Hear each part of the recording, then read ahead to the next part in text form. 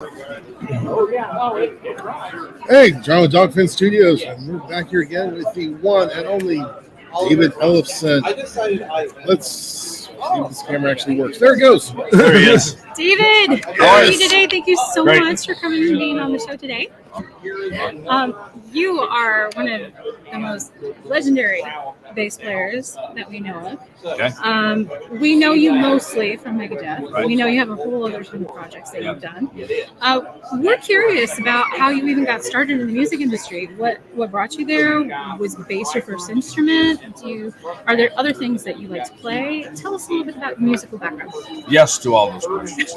I grew up on a farm in Minnesota. Oh, wow. I heard rock and roll on the radio when I was maybe about 9 or 10 years old. Like things like Ballroom Blitz by Sweets, Lady and Lorelei by Styx, Bach and Turner Overdrive Head, You Ain't Seen Nothing Yet, Take Your Business. Kiss Shouted Out Loud came out summer of '76, I think. So those were the records and songs that I heard on the radio that got me excited about music. Up until that point, it was like Hee Haw. We had one channel 12, out of Mankato. It was black and white, and so every Saturday night was like Sonny and Cher, Hee Haw, Sonny and Cher. These kind of musical variety shows, right? They were, that was kind of my first sort of exposure to music. As a kid, I liked here on the radio also, Neil Diamond, things like that. That's kind of where I first heard music. And then, when you're a kid, it's kind of like, soccer was not a thing back growing up in the farm, right? That's like a big city rich people thing for North America, right? Right. And in most other countries, especially Latin America, soccer is like more of like a street game, kind of like how basketball would maybe be here in America.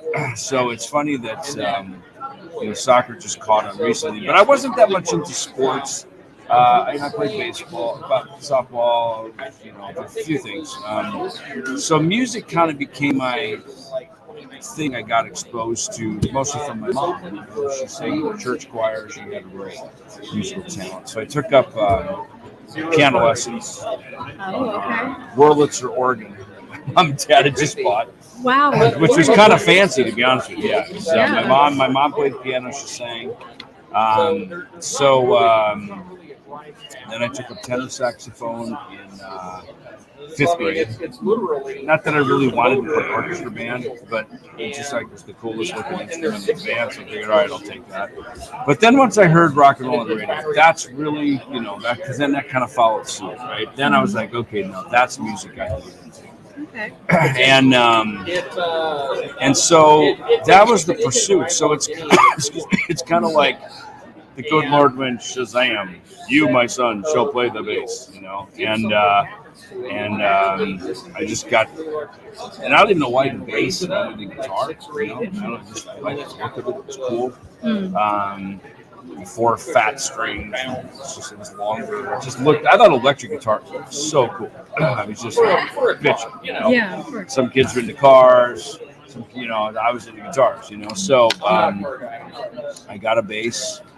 My mom helped me buy it, bought it for me, I should say. And then, I started playing. And then, I'm literally in the basement of our house by myself trying to figure out how to play the bass from records and books that I bought. And that's how I got into it. And I just started finding other buddies, like Kiss. Kiss was kind of, they were our Beatles, right, for my generation. Right. If you knew or were into Kiss, you were like in the cool. So then that's where it started. And so for me, once I started playing, I was never into playing to just be some sort of bedroom shredder. There was no YouTube back then, of course, but I wasn't into being kind of like that person. I wanted to go out and play and perform and be on stage and make music and do that. So I got into the music industry right away. If I picked up the bass at age 12, I was on stage performing professionally by age 13. Oh my God! Yeah, so I immediately got right into playing. And how did it happen that you were so quickly brought into the world of professional music? I didn't want to do it for any other reason than to go be a rock star. I mean, to me, why would you do this unless that was it? And I haven't been able to figure out anything else to do my whole life since. So that's what I've done my whole life. I feel pretty fortunate that was sort of put on me. I was just talking to a friend earlier today, and they were saying, ever since you were 12, this has been hardwired in you, that above all else, you go rock. That's what you do. So here I am, That's all these years later. I've been around the track a bunch of times, and still on the track, still doing things, Yeah. I've been in a gazillion bands, a couple of them pretty famous, one in particular super famous. And so I don't look at any of these other things that I do as projects. To me, they're musical settings, musical moments. They're records we're making. Every record is just as important as any other one I've ever made. The ones that got to be really famous were just another record we were making, probably with no money and not a lot of time, and some songs we had hoping something would happen with it, and some of them got, obviously the Megadeth ones popped, that worked. But so I've got my tables full of a bunch of other stuff that I've done, and every one of them is as important as the Grammy Award-winning one, the one that I made with my friends over a weekend in the studio. That was just as important as the Grammy. None of them are throwaways. And who knew one of them would win a Grammy? I mean, you don't make it to win a Grammy. You make it because it's what you believe in. It's who you believe in is a group of people working together. Absolutely. Some of them pop. Some of them, I've made records that go, man, this is so good. Everyone's got to love this, and they don't. And then I made other records. You just kind of go, I don't even know if this is any good. I mean, we like it, but they're gonna like it. And then you put it out, and it's through the charts, So who knows?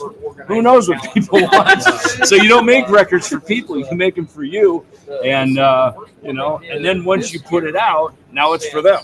Right. That's really how it goes. Is that how you look at? I mean, music is art. Is that how you look at music? I've never even looked at music as art. I fucking hate art. I have nothing to. People turn into artists. I'm like, and I know great friends that draw. Charlie Benani from Anthrax, he's a great artist, and they draw. I was never like, I'm going to go sell my art. It's like it's fucking rock and roll, man. This is rock and roll. This is what we do. Yeah, do not confuse rock and roll with art. Do not do that. That's don't disgrace rock and roll in such a way. I have been told. Art is up here, rock and roll's down here. Lower the bar. I know whenever I was younger, I got there. Wonderful transition when you're like your preteens, when you're going from the music your parents would listen to getting your own. Yeah. My friend introduced me to Megadeth, Metallica, and Nirvana. All yeah, that ain't art. Please don't call us art. It's just you're trying to get your own little sense of self during that time. And probably one of my favorite albums from Megadeth was Countdown to Extinction. Right. It was actually one of those weird albums where I could actually sleep to that thing if I had to hear. Right. So anything. One of my favorite records we ever made in that band, quite honestly. With how you created the songs and all that, anything you want to share with us on? Countdown was a very pivotal record. It was 1991. We started writing it while we were on the Clash of the Titans tour with Anthrax and Slayer. Alice in Chains was our opening band, so clearly we could see coming up behind us was this next movement of music. The Nirvana Nevermind record had come out. World Jam 10 was coming out. You could sense there was a whole new movement. And on MTV, of course, Metallica was huge with Black Album. Queensryche Empire was very popular. And we knew we had it in us to reach those heights. We knew we could do it. And we had done speed and thrash metal, I think, as good as anyone could ever do it. From Killing Is My Business, Peace Sells, So Much Good Sweat, and then Rust in Peace. Like we had mastered that. So for us, it was a challenge to go move beyond that. Not forget it or forsake it, but just broaden the horizons. Let's see how much wider we can make this, where it feels within reason, right? Yeah. And I think that's what we nailed on Countdown, and I think we nailed it. And it wasn't just the four of us. Our manager came to us and said, guys, this is the one. It's time for everybody to raise your game. We all have to raise our game personally and as a group. We were very connected as a group. We always had meetings together. We were very much a band, and we thought the same. Nobody did anything without the whole team knowing, right? I mean, it was really a solid group, and you hear it, and you can feel it, the cohesiveness, and you can see on the writing credits, everybody was a writer. I came up with the title. I walked in. We had a day off on the road, and I was watching TV, and I saw this thing about Countdown to Extinction, and I went over to Nick. I knew he was writing this song about canned hunts, right, where they cage animals and they stage these hunts so that they can come home with the pelts that they kill. And I said, man, I just saw something. I'm not going to story. Let's man. I said, I saw this show, and they Countdown to Extinction. He goes, dude, that's fucking great. He goes, that helped him finish the song. Wow. And and he wrote the lyrics to that song. Right? I wrote some of the music, but and so that was the kind of fairness that there was and collaboration that there was in the group. I mean, that carried over into the Euthanasia record for sure, and it carried over even into the Cryptic Writings record. Change of management during Cryptic and then into Risk, and that collaboration was over. The next subsequent manager ultimately destroyed the collaboration of the group. I mean, Marty Friedman left the band. Songwriting credits were fucked up. I mean, it was not okay, and that ultimately led to the demise of the group in 2002. We tried to steer and correct the course on World Needs a Hero, so it's interesting how one misstep of a record can cause so many years of trying to recorrect the course, and we've been very open about it. We talk about it, but look, it changed the course of a lot of things. So, in the 90s were very brutal for thrash metal. I mean, obviously Metallica, Megadeth survived it. Anthrax had a singer change, and John Bush, were able to creatively alter. I think they made a couple of great records with John. And Slayer did not change at all. They just, they're like the Ramones. They just stayed the course, right? And did their thing.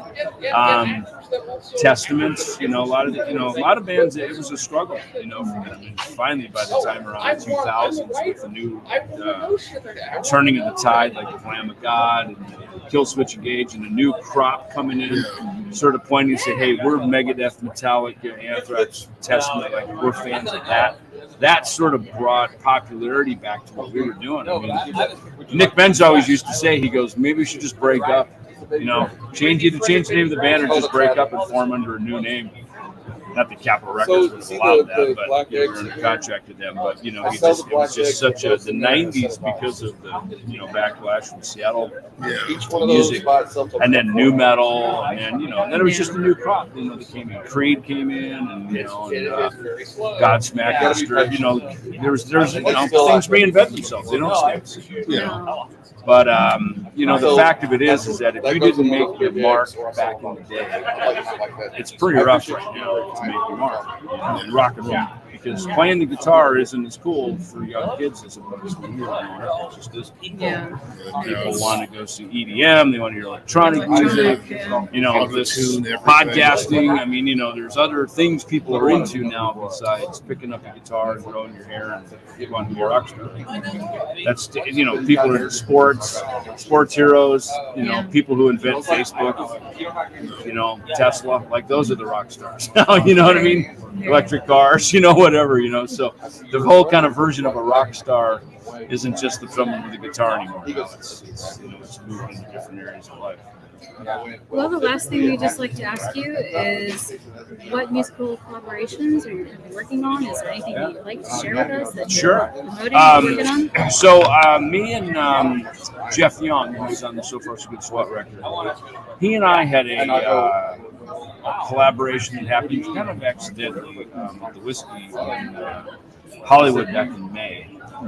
Chuck Wright, who's the bass player from Quiet Riot, played on the Memphis record. And he has a thing called the Ultimate Jam Night at the Whiskey. And one night they put together it's him and the manager of the Bullet Boys. They put together a tribute to the Big Four. So Jeff calls me and says, "Hey man, you want to fly over and play a couple songs?" I said, "Done. I'll be right over." I said, "As long as we can play some, deep cuts from So Far So Good." Like I said, I want to play Mary Jane. Haven't played that song probably since 91. Long time. So we played Darkest Hour, Mary Jane, B-sides. And from that, we put together what is now called Kings of Thrash. And we just did a little run of dates back in October where we played the Killing Is My Business and So Far So Good Swell records in your entirety. And it was a super fun thing. The fans loved it because those records are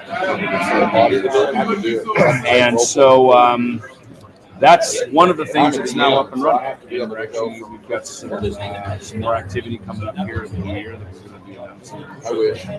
And then on top of that, I got asked to participate with Guilherme from Entombed and drummer Mihal from the band Decapitated. We started a group called Diet out of Poland. Oh, wow. Yeah, which is technically, I guess, kind of in the death metal category, death thrash metal. But we made a record. We're mixing it now. It'll come out next summer on Napalm Records. And it's we dropped a single called "In the Hall of the Hanging Serpents" on YouTube last summer. Just quietly out of nowhere, we just popped it on my Facebook, and it freaking blew up. That's awesome. Got like 100,000 views in a couple of days. Napalm came to us and said, "Hey, we'd love to sign with them." So that's kind of my creative new thing. So I got Kings of Thrash, which is playing back to the legacy of the past. I got Diet playing some creative movement forward. And so those are two new things for the new year. Well, congratulations on those. Yeah. And thank you so much for taking the time to talk to us. You are a legend, and it's been an honor to speak with you. Cool. Thank you. Thank you. Right now, I'm kicking myself because I have my Countdown to Extinction album sitting on the kitchen table. At the next convention, we'll get around it. There you go. Thank you again. Yeah. You have a good one, sir. Thank you.